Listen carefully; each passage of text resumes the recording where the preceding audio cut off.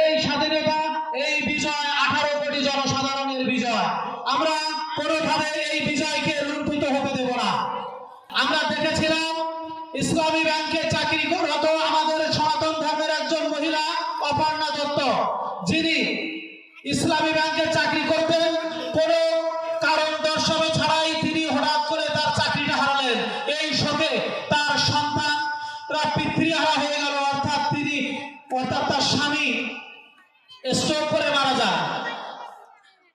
আমরা দেখি একটা দল আমাদেরকে প্রলোভন দেখায়, আমাদেরকে আসন দেয়, আমাদের সনাতনী ভাইদেরকে আসন দেওয়া হয়।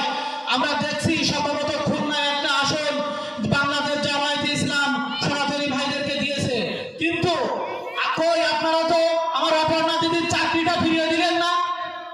আপনারা তো দিতে পারতেন তার চাকরিটা ফিরিয়ে। তার দুইটা ছোট বাচ্চা পিতৃহারা হলো, আপনারা কি সেটা দিতে পেরেছেন? আমি আমার সনাতনী ভাইদের পক্ষ থেকে বলতে চাই, আমরা সনাতনী ভাইরা এবার ধানের শীষের জন্য লড়বো। আমরা ইতিমধ্যে দেখেছি ডাকসু নির্বাচনে হয়তো বাংলাদেশ জাতীয়তাবাদী দল ছাত্র দলের হার হয়েছিল, কিন্তু জগন্নাথ হল যেখানে সনাতনী ভাইরা থাকে আমরা দেখছিলাম সেখানে কিন্তু 1276 ভোট ছাত্র দলের পক্ষেই দেওয়া হয়েছিল, শুধুমাত্র 10টি ভোট সাদিক কায়েম পেয়েছিল। গঠন করবে উৎপাদনশীল রাষ্ট্রে পরিণত করার জন্য উনি আহ্বান জানিয়েছেন। আমি আপনাদের কাছে উদাত্ত আহ্বান জানাবো, আমরা বিগত 2024 সালের 5ই আগস্টের পরে এই খাগড়া ইউনিয়নটাকে আমরা শান্তিতে রাখার জন্য সর্বোচ্চ চেষ্টা করেছি। আমরা হিন্দু মুসলিম বৌদ্ধ খ্রিস্টান একসঙ্গে কাঁধে কাঁধ মিলে আমরা মিলেমিশে বসবাস করছি। আমাদের মধ্যে কোনো দূরত্ব নাই, কে এমনি কে বিএনপি এটা নিয়ে কিন্তু আমরা কখনো ভাবি নাই। আমরা ভেবেছি আমার ইউনিয়নটাকে কিভাবে আমরা শান্তিতে রাখতে পারি। আমাদের আরো ভালো লাগছে যে এই প্রত্যন্ত অঞ্চলের যে রাস্তাঘাট খুবই অন্য, তার ভিতরেও আপনারা যে এসছেন এখানে আমাদের সাথে যে অংশগ্রহণ করছেন, বিশেষ করে আমি বলবো এই দুর্গা মন্দিরের সামনে মা বোনেরা যারা আছেন, আসলে আপনারা খুবই আন্তরিক।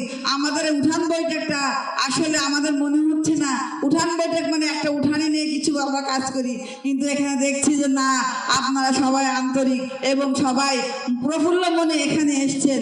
এই যে মনের ভিতরে যে আনন্দটা, ধানের শীষ নিয়ে কিছু মা বোনেরা এসছেন, আমরা আশা করব এই ধানের শীষ জয়ের জন্য অবশ্যই আপনারা এই খাগড়া ইউনিয়নের ওইখানকার সব মা বোনেরা করতে পারেন। আমাদের খালেদা জিয়া, আমাদের দেশ নেত্রী, আমাদের বিএনপি চেয়ারপারসন খুবই অসুস্থ আছেন, তার জন্য সকলে ধর্ম বর্ণ নির্বিশেষে সকলে তার জন্য দোয়া করবেন, কারণ তিনি হচ্ছেন এদেশের একমাত্র মানুষ যিনি এই মাটি মায়া ত্যাগ করে তাকে বহু শর্তের বিনিময়ে বহু হুমকি দিয়ে তাকে দেশ ত্যাগ করার কথা বলা হয়েছিল। আমাদের কথা ভেবে, আমাদের মতো মানুষের কথা ভেবে, মাতৃভূমির কথা ভেবে এই দেশ ছেড়ে তিনি যান নাই। তিনি অনেক সুখী থাকতে পারতেন, কিন্তু এই দেশের মায়া ত্যাগ করে তিনি এই স্থান ত্যাগ করেন। আপনারা নির্ভয়ে ধানের শীষে ভোট দেবেন। আপনাদের ইউনিয়নের সকল স্কুল, কলেজ, মসজিদ, মাদ্রাসা, বিশেষ করে জলাবদ্ধতা নিরসনে উনি আমাদের সকল বাধা বিপত্তি অতিক্রম করে আমাদের এই 12,000 বিঘার সম্পত্তি প্রায় 8 বছর ধান হয়নি। গত 24 তারিখে নতুন ভাবে স্বাধীন হওয়ার পরে, নতুন করে উদ্যোগ নেওয়ার পরে কিছু জায়গা আমাদের বটগালের মন্টু, আমাদের খাগড়ার বোরহানুদ্দিন বুলু, আমাদের ইউনুস সহ আমাদের মিজান যারা আছে 2 ইউনিয়নের আমাদের নেতৃবৃন্দ সহযোগিতায় এবছরটা কিছুটা আমরা পরিত্রাণ পেয়েছি। কিন্তু কাজী আলাউদ্দিন সাহেবের হাতে যদি আমাদের উন্নয়নের চাবিটা দিতে পারি, আমাদের মসজিদ, মন্দির, স্কুল, কলেজ, শ্মশান, রাস্তাঘাট সকল ক্ষেত্রে ইনশাল্লাহ উন্নয়নের একটা জোয়ার হয়ে যাবে। মুক্তিযুদ্ধের ডাক দিয়েছিল সম্মিলিত বাংলাদেশের মানুষ। সেই যুদ্ধে মহান স্বাধীনতার ঘোষক ছিল শহীদ রাষ্ট্রপতি জিয়াউর রহমান সাহেব।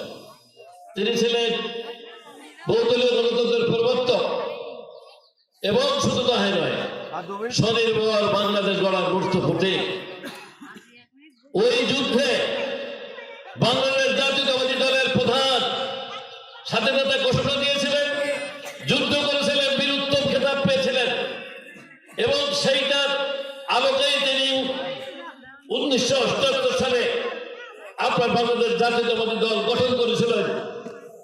আপনার সম্মিলিত হিন্দু, বৌদ্ধ, খ্রিস্টান, মুসলমান সব ভাইয়ের আপনার কল্যাণের জন্য। আজকে আগামী নির্বাচনে বাংলাদেশ জাতীয়তাবাদী দলের এই ধানের শীষের বিপক্ষে যে দলটি দাঁড়িপাল্লাকে নিয়ে সামনে এসেছে, জামাত ইসলাম বাংলাদেশ 1991 সালে নির্বাচন করে আপনাদের এই এলাকায় সংসদ সদস্য হয়েছিল। আপনার 2001 সালে নির্বাচনে আপনাদের এলাকায় সংসদ সদস্য হয়েছিল। তাদের ইতিহাসকে আপনাদের জানতে হবে। ওই মুক্তিযুদ্ধের সময় তারা মুক্তিযুদ্ধের বিরোধিতা করেছিল, আল বদল রাজাকার সৃষ্টি করেছিল, আপনাদের অঞ্চলে এমন অত্যাচার অবিচার নির্যাতন নিপীড়ন করেছিল, এমন লুটপাট করেছিল যে আপনারা শরণার্থী হয়েছিলেন। শরণার্থী হয়ে পার্শ্ববর্তী রাষ্ট্রে গিয়েছিলেন, আশেপাশে আত্মীয় স্বজনের কাছে গিয়েছিলেন।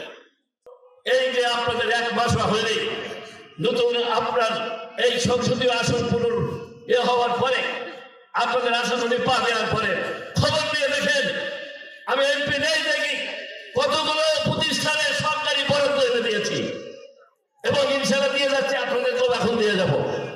এখন আমি দিয়ে এসেছি বরাদ্দ, হিন্দু কল্যাণ ট্রাস্টের বরাদ্দ দিয়ে এসেছি। আমি আমি আমি আপনাদের সভাপতির কাছে দেব, তার কাছে জিজ্ঞেস করবো যে খাজনা এরিয়ার আর কোনো প্রতিষ্ঠান বাকি আছে কিনা, সেটাও তার হাতে বলবো। আর একটা অনুষ্ঠান করেন, আমি সেখানে দেবো। আপনারা শুধু আমাদের উপরে একটু সুদৃষ্টি রাখবেন। সবাইকে সমান চোখে দেখতে, সবাইকে ভালোবাসতে, তিনি এই দেশ ছেড়ে চলে যায় নাই, এই দেশের মাটি মানুষকে ভালোবাসে বলেছিলেন, এই দেশ ছেড়ে আমি কোথাও যাই নাই।